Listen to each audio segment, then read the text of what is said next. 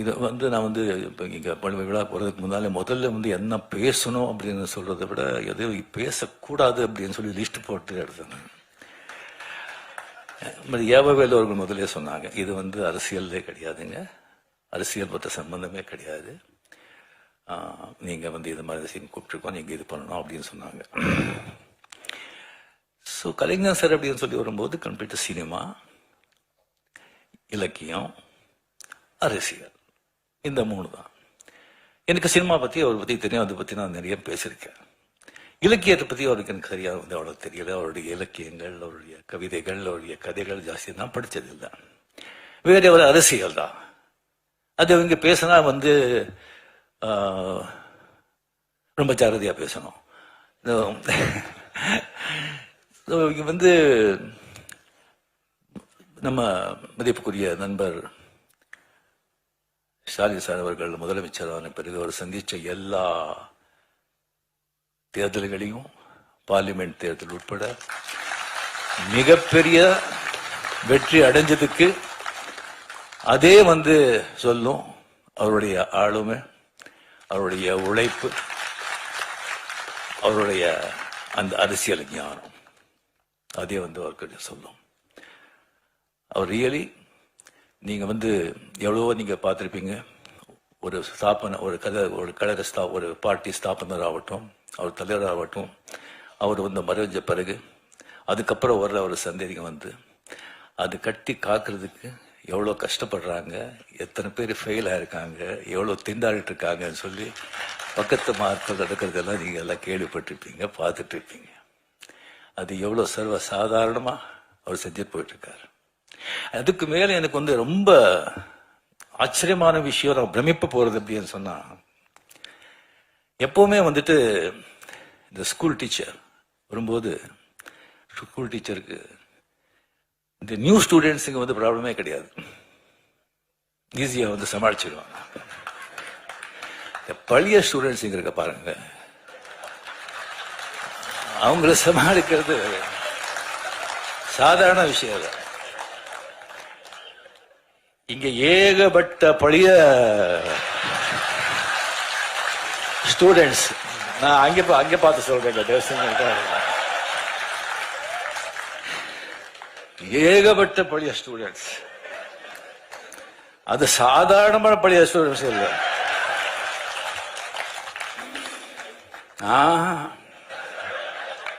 அசாத்தியமானவங்க. எல்லாருமே வந்து ஃபெயில் ஆயிட்டாங்க, இல்ல ஒரு ரேங்க் வாங்கிட்டு அந்த கிளாஸை விட்டு போக மாட்டோம்னு உட்காந்துருக்காங்க.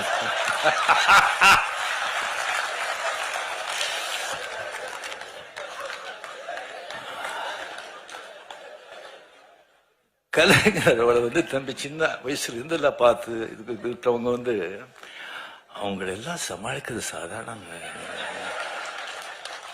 ஒருத்தர் வேண்டாங்க, துரைமுருகன் சொல்லி ஒருத்தர் இருக்காரு, கலைஞர் கண்ணிலேயே மருளிட்டு ஆட்டினவர் அவரு. அவருக்கு ஏதாவது விஷயம் சொல்லி இப்படி போற, இப்படி பண்றோன்னே எப்படி இருக்கு, எப்படி நல்லா இருக்கு அப்படின்னு சொன்னா, அப்படியா சந்தோஷம் அப்படின்னு சொன்னா, அது என்ன நல்லா இருக்குன்னு சொல்லி சந்தோஷம் சொல்றாங்களா, என்னடா இப்படி பண்றீங்கன்னு சந்தோஷம் சொல்றாங்களா, ஒன்னும் புரியாது. Stalin sir, hats off to you.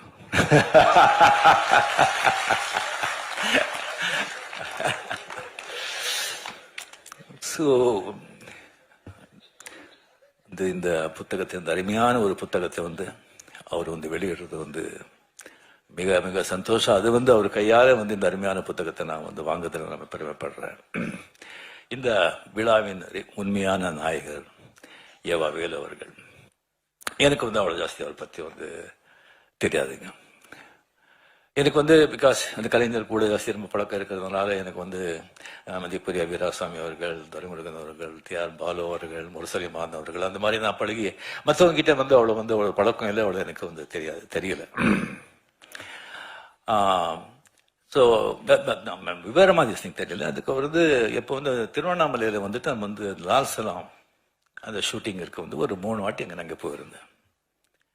அங்கே போகும்போது அவருடைய அந்த காலேஜ் கெஸ்ட் ஹவுஸ்ல கலைஞர்களை தங்குறதுக்காக ஒரு ஸ்வீட் கட்டிருக்காங்க.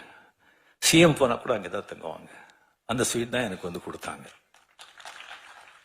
அங்கே கொடுத்து எனக்கு வந்து எப்படி பார்த்துக்கிட்டாங்கன்னு சொன்னா, ஒரு சொந்த புள்ள அந்த மாதிரி ஒரு அன்பா அவருடைய பையனையே அங்கே வச்சுட்டு கம்ப்ளீட் அந்த காலேஜ் வந்து காலேஜ்ல எப்படி இருக்குன்னு சொன்னா, மை காட், நீங்க யாரும் பார்க்கணும். அவ்வளோ வந்து ஒரு கிளீன் நீட், ஒரு கம்ப்ளீட்டா ஒரு டிசிப்ளின்.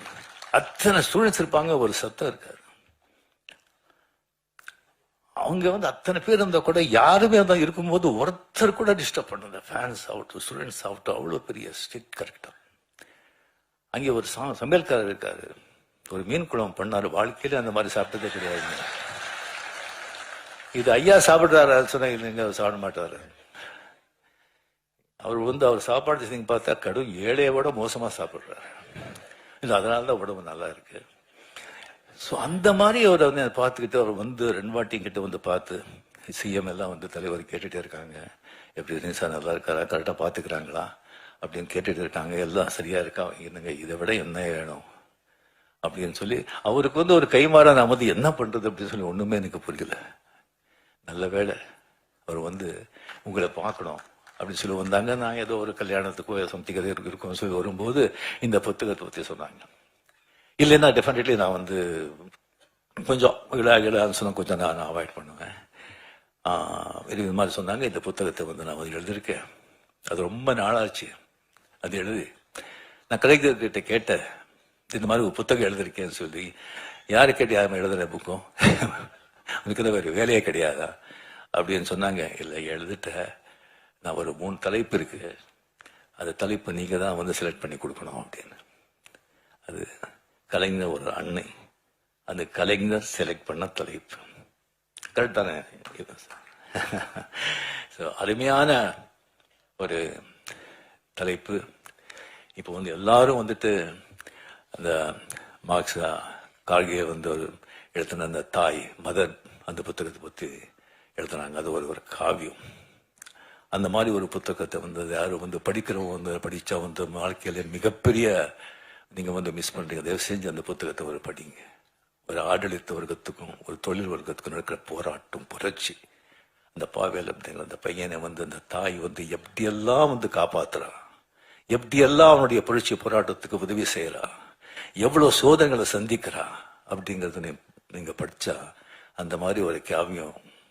சோ அதுலதான் கலைஞர் வந்து சொல்லியிருக்காரு.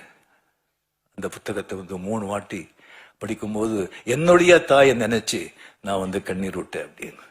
சோ அவர் கூட வந்து படிப்பு சரியா போகாம போராட்டங்கள், சமூக நீதி, சமூக அப்படின்னு சொல்லிட்டு 13-14 வருஷத்துல இருக்கும்போது அவர் தாய் வந்து அவருக்கு எவ்வளவு வந்து உதவியா இருந்தாரு அப்படிங்கிறது அவர் வந்து அதுல வந்து அவர் சொல்லியிருக்காரு.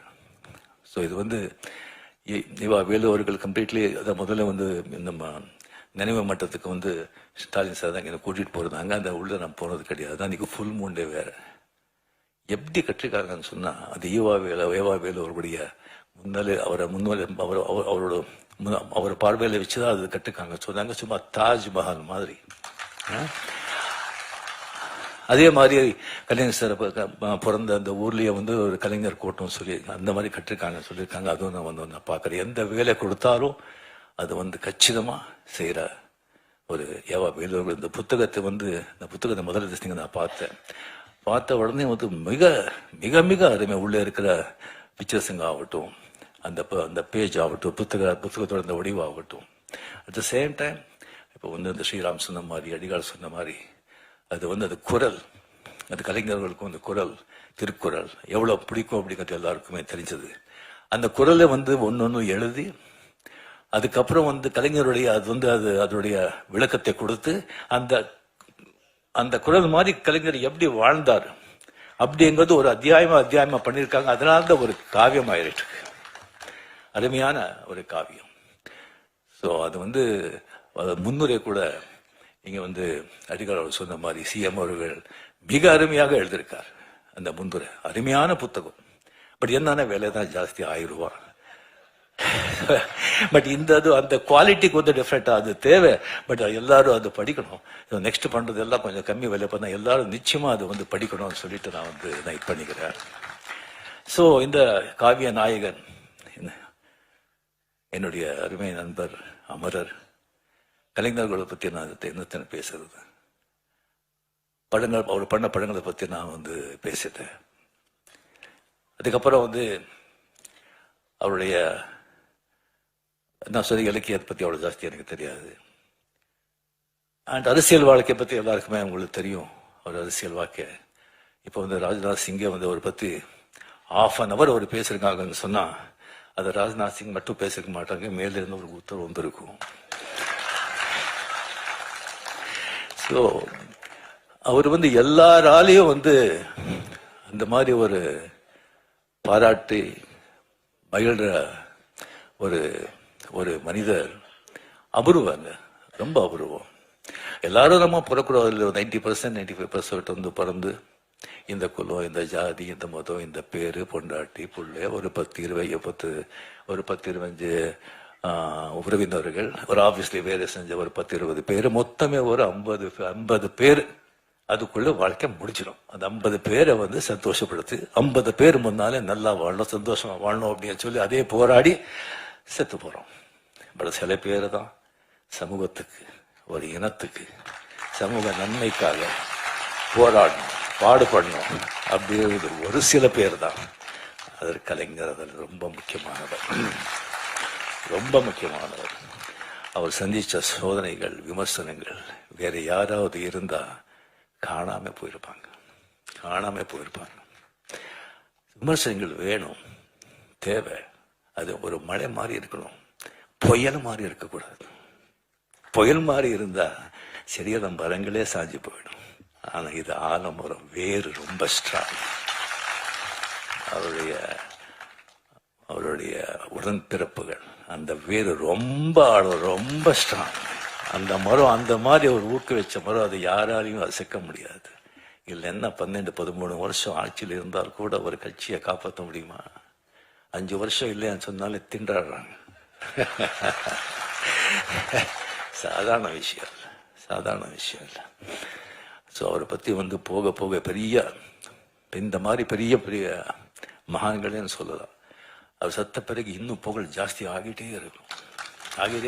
உங்களுக்கு தெரியும், பாரதியார் செத்தப்போ 15 பேர் இல்லை. இப்போ என்ன புகழ், என்ன இது, அந்த மாதிரி நாளுக்கு நாள் ஜாஸ்தி ஆகிட்டே இருக்கும். அவர் கூட இன்னும் எத்தனையோ புத்தகங்களும் வந்துட்டு இருக்கும். அவரை பற்றி படமும் எடுக்கணும்னு சொல்லி எனக்கு வந்து நான் கேட்டுக்கிறேன். ஸோ அவருடைய மிகப்பெரிய அதிசயம் வந்து எந்த விமர்சனம் வந்தால் கூட வந்து ஒரு பெரிய ஒரு பழைய ஒரு பத்திரிகை நண்பர், அவர் வந்து கலைஞர் வந்து நிறைய இன்டர்வியூ பண்ணியிருக்காங்க. அவர் என்கிட்ட ஒரு வாட்டி சொன்னார், விமர்சனங்கள் எப்படி அவர் எடுத்துக்கிறாங்கன்னு சொன்னால், அந்த விமர்சனம் வந்து அந்த விமர்சனம் யார் எழுதுனது அப்படின்னு சொல்லி வந்து பார்ப்பாங்க. அவனுடைய தராதரம் பார்ப்பாங்க, அவனுடைய பேக்ரவுண்ட் பார்ப்பாங்க, அவன் யாராவது ஏவி விட்டு எழுதுறானான்னு பார்ப்பாங்க, இல்லை பணம் கொடுத்து வாழ்றான்னு பார்ப்பாங்க, அவனுடைய ஞானம் என்னன்னு பார்ப்பாங்க. அதை பார்த்துட்டு அது அப்படின்னு சொன்னால் நெக்ஸ்ட் வந்து அதை இன்னும் பார்க்கவே மாட்டாங்க. அதை பற்றி அவன் எழுதுறான், பார்க்கவே மாட்டாங்க. நல்லா அறிவாந்து கரெக்டாக திஸ் திங் கிரிட்டிசைஸ் பண்ணி கரெக்டாக வந்து திங்கிங் பண்ணால் அதை வந்து தப்புறாமல் அதை வந்து படிப்பாங்க. படிச்சுட்டு ஏதாவது தப்பு இருந்தால் அவர்கிட்ட வந்து கேட்பாங்க, நான் இதனால தான் இதை பண்ணேன், இதனால தான் இதை செஞ்சேன் அப்படின்னு சொல்லி அவர் கேட்பாங்க.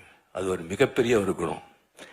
இப்போ வந்து விமர்சனம் செய்கிறாங்க, விமர்சனம் செய்யணும், செய்யுங்க. பட் மனசு யாரையும் நோகடிக்காது. ஸோ இதுக்கப்புறம் வந்து அவர் வந்து ப்ரெஸ்ஸை வந்து சந்திக்கிறது, இப்போ யார் ப்ரெஸ்ஸை சந்திக்கிறாங்க?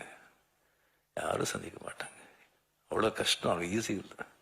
பட் ப்ரெஸ்ஸை வந்து பார்த்தா சந்திக்கிறதுக்கு வந்து கலைஞர்களுக்கு வந்து ஒரு யானை கரும்பு மாதிரி ப்ரெஸ்ஸுக்கு பார்த்தாலே போதும், அவர் தெரியாமலே ஒரு சிரிப்பு வர ஒரு கை தான். ஈவன் அந்த பத்திரிகையாளர்கள் கூட அது எதிர்கட்சி வந்து அவரோட ஆளு இருக்கலாம், அவனுக்கு கூட ஏதாவது பதில் கேட்கும்போது அவ்வளோ சந்தோஷமா அதை வந்து அவ்வளோ வந்து ஸ்பான்டேனியஸா, அவ்வளோ ஞானமா, அவ்வளோ வந்து தெளிவா, நக்கலா, எங்க எந்த சொல்லணும் சொல்லிட்டு அப்படி சும்மா சொல்லிட்டு அப்படி போயிட்டே இருப்பாங்க. அதெல்லாம் வந்து யாருக்கும் அது சாதாரணமாக ஒரு விஷயம் இல்லை. அண்ட் பேச்சாளர் எத்தனையோ பேச்சாளர் இருக்காங்க, ஒவ்வொருத்தருக்கும் ஒரு பாணி இருக்கும். சில பேச்சு எல்லாம் பொதுவாக வந்து இங்கே பேச்சாளர் நல்ல பேச்சாளர் அப்படின்னு சொன்னால் அங்கங்கே கேப் கொடுப்பாங்க, சில இடத்துல அழுத்துவாங்க, சில இடத்துல ரோஷமாக பேசுவாங்க, சில இடத்துல சோகமாக பேசுவாங்க, சில இடத்துல கர்ஜிப்பாங்க. ஆனால் கலைஞருடைய பேச்சு பார்த்தீங்கன்னா சும்மா வீணை மாதிரி ஒரே சுரத்தில் இருக்கும், ஒரே சுரத்தில் இருக்கும். அங்கே கேட்குறவங்க கிட்ட இருந்துல துள்ளல், சிரிப்பு, கோபம், சோகம் அப்படி வரும். அது பேச்சுடைய அவருடைய திறமை.